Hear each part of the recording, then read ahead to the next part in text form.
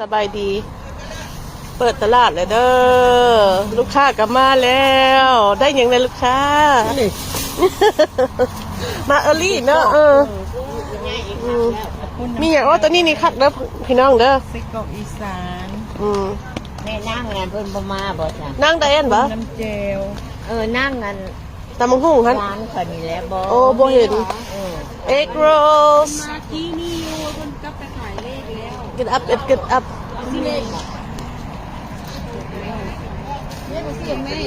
อุ้ยมักทอดดินนี้ก็ได้เท่าไหร่ ดอนเดี๋ยวไปเบิ่งแม่กินทัวเดี๋ยวนั่งเดี๋ยวหมกหอด โอ้ฮอนฮอนเพราะมันจะลุกตั้งแต่เช้าเราโตมักกันทอดดินนี่ฮะป้าที่โทรโอเค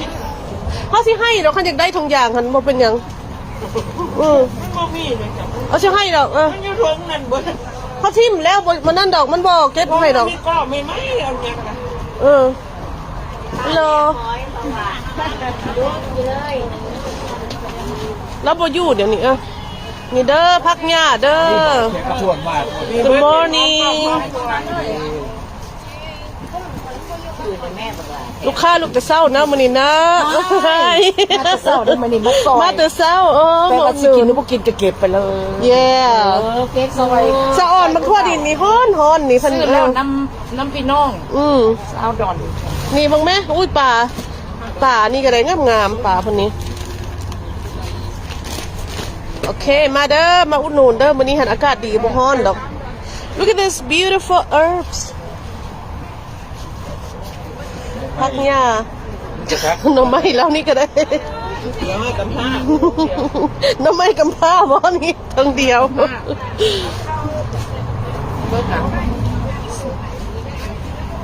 นี่เด้อจังไหนเพิ่นก็เมื่อได้บ่ายโมงนี่ก็ได้ เอาไล่ชุดแน่ นี่อย่างแม่มือเจ้าหัน เอาเนื้อกิน เบิ้งฮะ เพื่อเขา โอ้ thank you ได้หันพนันย่านเขาจ่อยบ่แม่พนันนั้น บ่ได้จอยบ่ได้บ่ยอมได้ ไม่ยังพักหนังดอกอันนั้นต้นนั้นอันดอกหักเนาะนี่เนาะ บ่ดอกคู ดอกคูณภาษีมาพากไปเลยผักกับคูณกะคูณกะ ผู้จะเอาอันนั้นมาแข่งซิปดอนมาหาเลือกเอาเด้อ มาแข่งเด้อโอ้เครือคาฮอเท่านี่ เพื่อก็ ไม่ใครอยากได้เครือคาฮอนี่ ขายคือ เจ้าปลูกวันนี้ตู้เขาถามหาซื้ออยู่นี่เป็นใครอยากได้เด้อเป็นยาขมวันนี้นี่ทันดีแท้ คนเน็ตลูกค้า จะมาเป็นจาน ๆบังเอ้ยทำมีอย่างอยู่นี่ เนี่ยบ่ มีขับปุ้นมีน้ำหวานเด้อพี่น้องเด้อ แหมโอ้ยสดๆเด้อ